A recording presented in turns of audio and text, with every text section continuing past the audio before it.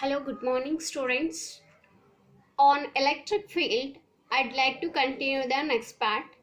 In the last class, I think you have learned regarding EFI, electric field intensity. Okay, due to the point charge, we have discussed that expression. So now coming here, electric force intensity, electric field intensity. It is a vector quantity. It has both magnitude as well as direction. So it is called as vector quantity. What about SI unit of a electric field intensity? SI unit is Newton per Coulomb because E is equal to F by Q naught. So its SI unit is Newton per Coulomb, or we have another unit volt per meter. Its dimensional formula is M1 L1 T power minus 3 A power minus 1. Coming here, electric field due to a charge at its own location and defined at its own field, because I said you, like, if a test charge is there, okay, it cannot create its own field, isn't it? Because it is very small. Okay, coming here, based on the expression electric field intensity E is equal to F by Q naught, we have, where if you apply the limits for this, Q naught tends to 0 and the equation becomes E bar equal to F bar by Q naught, means electric field intensity is equal to force per unit length. It has direction as that of force. The force is acting in right direction, means E is also acts in the right direction. Okay, means it means F and E as the same directions. Coming here, E versus R, if you draw a graph, the nature of the graph will be like this curved one. It means that electric field intensity is inversely proportional to square of the distance of separation. So E is proportional to 1 by R square. Coming here, vector form, we have seen in the last class. Okay, expression. Now what about vector form of this? Now consider a positive charge plus Q, okay, and it is placed, consider a point P. There at the point P, place a test charge Q naught, and the distance between test charge and the positive charge, the distance is R. This is positive charge and I said positive charge. Test charge is always positive. So positive, they repel each other. Electric field intensity will act in this direction. Okay. Now coming here, E is equal to 1 by 4 pi epsilon naught Q by R square. Because Q value is Q naught value is 1. It becomes 1 by 4 pi epsilon naught Q by R square. That is equal to 1 by 4 pi epsilon naught. I can write it as K. K into Q by R square. This is the scalar form. We know that. For direction in vector, unit vector to be taken as. So you might have studied in the vectors and scalars and vector. So there we have unit vector, that is denoted with A cap. A cap is equal to A bar by magnitude of A. In the same way, we have to represent this expression in terms of unit vector. Okay. Now E bar is equal to KQ by R square. Here I'll write R cap. It means we are representing electric field intensity in vector form. Okay. Now come here, E is equal to KQ by R square. R cap means what?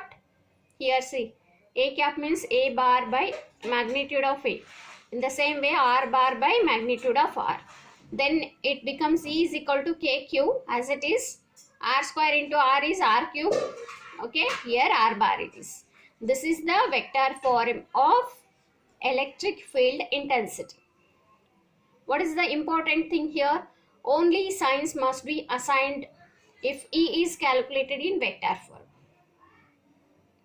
See, sign, either it is positive sign or negative sign, that must be included when we are calculating for the vector form. If not, we have to consider only magnitude. This is all about electric field intensity, its units, dimension, and the nature of the graph, and as well as a vector form.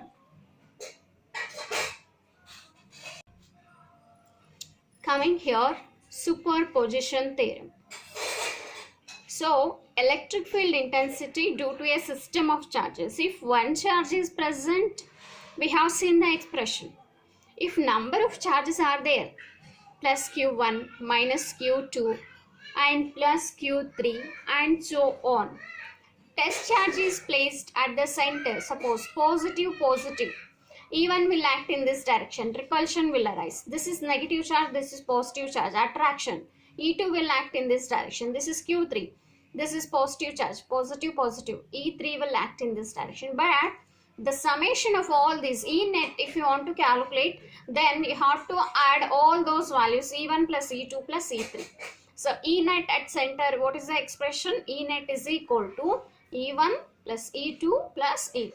This is regarding electric field intensity due to a system of charges. So based on this, we will see some problems. Coming here, two charges Q1 1 microcoulomb, Q2 minus 2 microcoulomb placed at 2 centimeter in vacuum. Q1 as given, Q2 as given, and R value is also given. Find electric field at midpoint of line joining of the two charges. Consider here one charge and here one more charge. Here 1 microcoulomb, here minus 2 microcoulomb. And complete distance from Q1 to Q2 is 2 centimeter.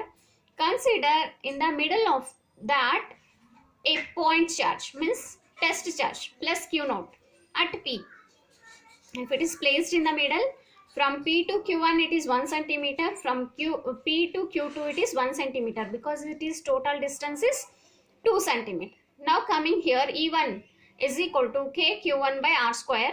In the similar way, E2 is equal to KQ2 by R square, because Q1 into Q2 means Q2 value is how much? Plus Q0. Plus Q0 is how much? 1 plus 1, because test charge will be plus 1. So then it becomes KQ by R square. KQ1 by R square. E2 is equal to KQ2 by R square. E net is equal to E1 plus E2. That is K into Q1 by R square plus K into Q2 by R square. What is the common here? K by R square is common. Then what is remaining? Here Q1 is remaining plus here Q2 is remaining. So now substitute the values here. K means 9 into 10 to the power of 9 by R square means 1 into 10 to the power of minus 2 whole square into Q1 value is 1 into 10 to the power of minus 6 plus Q2 is 2 into 10 to the power of minus 6. If you calculate this, you will get 27 into 10 to the power of plus 7, or I can write 2.7 into 10 to the power of 8 Newton per coulomb. Coming to next question. Let A, B, C or three vertices of a equilateral triangle. Equilateral triangle means each vertices it has 60 degrees Celsius. Okay. At B plus Q, at C minus Q situated. Find E net at A. At B and at C, they have taken plus Q and minus Q. They are asking to find out E net at A. Suppose at E net A. Okay, here you just consider a test charge is situated plus Q naught plus Q. So here EAB is equal to what happens? EAB is equal to 1 by 4 pi epsilon naught Q1 Q2 by R square. Then it becomes 1 by 4 pi epsilon naught means K. K into Q plus Q into plus Q naught. Plus Q plus Q naught value is plus 1. So plus Q into 1 plus Q only. And here minus Q is there, here plus Q is there. Okay. Plus Q minus Q. Attraction. E will be in this direction. Here plus Q, here plus Q. Repulsion. EB will be in this direction. These two are the E1 and E2. But in between these two, resultant will be acting in this direction, or E net. Resultant is called as E net here. Now EB and EC are same because magnitude we are considering. So EB is equal to EC is equal to K into Q by A square. According to formula, parallelogram formula, R is equal to, resultant formula R is equal to root of P square plus Q square plus 2PQ cos theta. E net is equal to root of EB square plus EC square plus 2EB EC cos theta. Then 2E square plus 2E square cos 120 degree. Complete how much it is? The angle from here to here it is EB to EC. How much it is? 120 degrees. Cos 120 is minus 1 by 2. Here 2 gets cancelled. 2E square plus E square. It becomes 3E square. Sorry, it is minus. It becomes root E square. Root 2 gets cancelled. Only E remains. E value is how much? E net is equal to KQ by A square. This is all about the problems. We will continue in the next class. Thank you so much.